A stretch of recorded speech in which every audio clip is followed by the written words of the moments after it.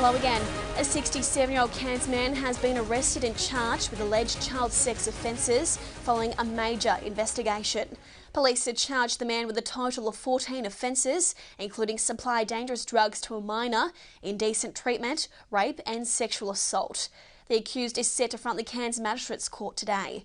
While he is now the second man to be charged as part of Operation Uniform Kalahari.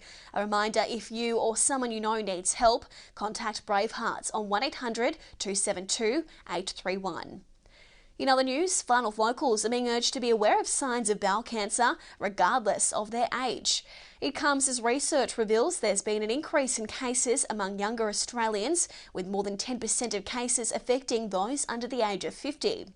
These figures are representing a global trend, calling for the routine screening age to be lowered to 45 years.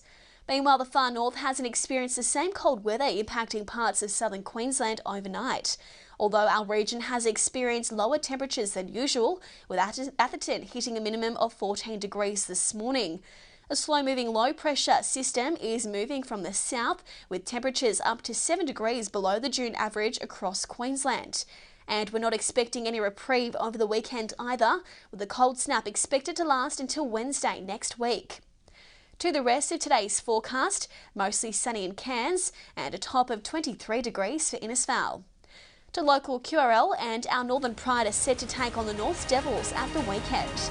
The Pride are currently sitting in 11th place on the Host Plus Cup ladder. Coming off the back of last weekend's win over South's Logan Magpies, our side is looking to keep that momentum going.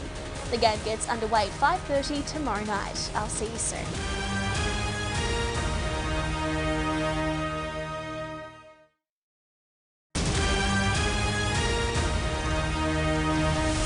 Good afternoon. Herbert member Philip Thompson says the new Treasurer needs to explain what's going on with Hell's Gate Dam. He's pointed to a podcast where Jim Chalmers suggested the project needs to be pushed back so the business case can be done properly. Thompson says that doesn't make sense given a $24 million case has already been completed. In other news, regional cities in Queensland such as Townsville will continue to outperform house prices in the capital cities. That's according to the latest data from PropTrack, which has seen rising interest rates slow down housing growth across the country. Economist Paul Ryan says the trend is expected to continue. Meanwhile, Townsville locals are being urged to keep an eye out for signs of bowel cancer, regardless of our age. New research reveals there's been an increase in cases among younger Australians, with now more than 10% of cases affecting those under the age of 50. These figures are representing a global trend, calling for the routine screening age to be lowered to 45 years. And here in the north, we haven't experienced the cold weather impacting parts of southern Queensland overnight, although our region has experienced lower temperatures than usual, with Townsville hitting a minimum of 12.7 degrees this morning. A slow-moving low-pressure system blowing weather up from the south is responsible, with temperatures up to 7 degrees below the June average across Queensland. We're not expecting any reprieve over the weekend either, with the cold snap expected to last until around Wednesday next week.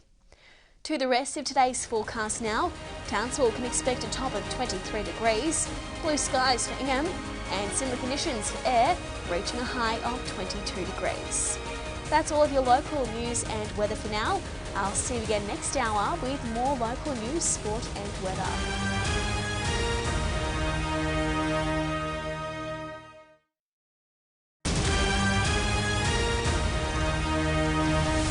Good afternoon. 2 men have been arrested and charged after human remains were located at the Glasshouse Mountains earlier this week. A 41-year-old and 31-year-old, both from Caboolture, are both facing 1 count each of murder and misconduct of a corpse. The remains are believed to be 57-year-old Caboolture woman Donna Howe, who was reported to police as missing on June 5. In other news, more demands are being given to the Queensland Government with the state budget coming up on June 21. With businesses still recovering from COVID impacts, the Chamber of Commerce and Industry Queensland want less hurdles for Sunshine Coast businesses trying to get by. This means more money to upskill workers, the removal of operational costs around certain business models, and to transition businesses to more sustainable practices. CCIQ spokesperson Emma Clark says Queenslanders need a budget which secures the future of local business.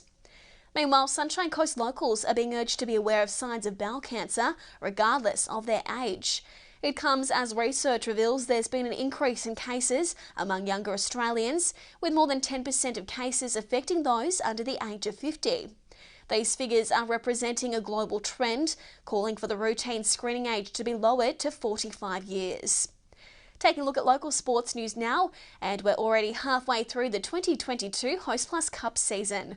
Round 11 will see our Sunshine Coast Falcons take on the Baily Bears at home this weekend.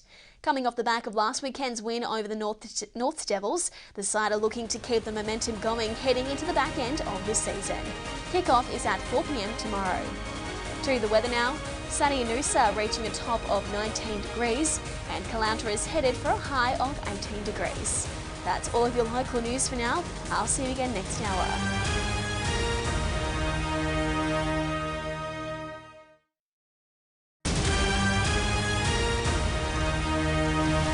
Good afternoon. A toddler passed away in Gladstone yesterday after contracting influenza A. The 2-year-old boy is the first child to die as a result of the virus in Queensland this flu season. This comes as more people are hospitalised across the state with the flu than with COVID, according to the health authorities. Meanwhile, Central Queensland locals are being reminded the flu vaccine remains free for all Queenslanders up until June 30.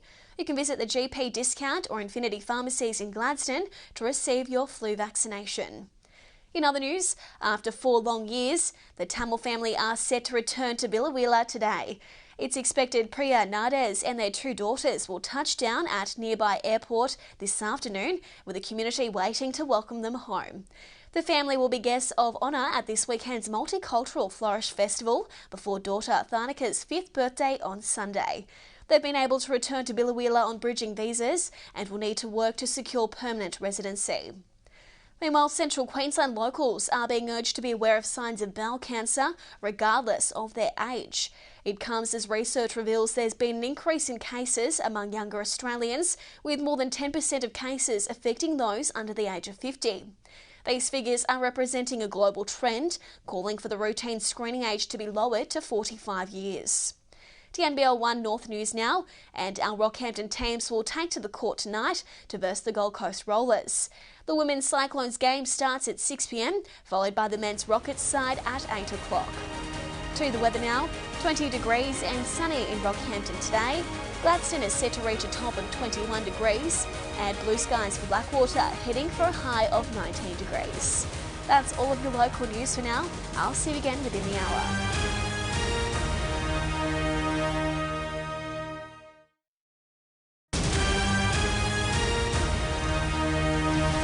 Hello again.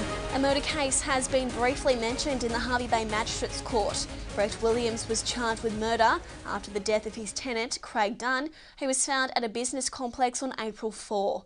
Police allege the pair were involved in an altercation earlier at the Airport Industrial Estate on Victoria East Street in Urangan. During his first court appearance, Williams appeared via video link and was remanded in custody. The matter has been adjourned until July 14. Meanwhile, works are well underway on the $3.6 million Sugarland Plaza bus station upgrade. The facility will feature a 2-bay platform, modern seating and sheltered waiting areas, as well as a new signalised pedestrian crossing. Construction on the station began in April, and works are expected to be completed later this month. Taking a look at some local athletics news now, and the Oceania Championships are underway in Mackay, and Bundaberg's Taryn Golcheski is competing. The 29-year-old has already had some success, winning the discus event with a distance of 57.93 metres. And it's a post-broken leg personal best for the local athlete. And the Wide Bay has experienced another night of cold conditions as temperatures continue to plunge across much of southern Queensland. BOM senior meteorologist Harry Grant says it hit the 9-degree mark in areas across our region. While a slow-moving low-pressure system is driving the cold weather, with temperatures up to 7 degrees below the June average. We're not expecting any reprieve over the weekend either, with the cold snap expected to last until Wednesday next week. Taking a look at the rest of today's forecast now, a top of 19 degrees in Bundaberg, Hervey Bay to see a sunny day, and Maryborough is heading for a high of 20 degrees. That's all of your local news for now. I'll see you again soon.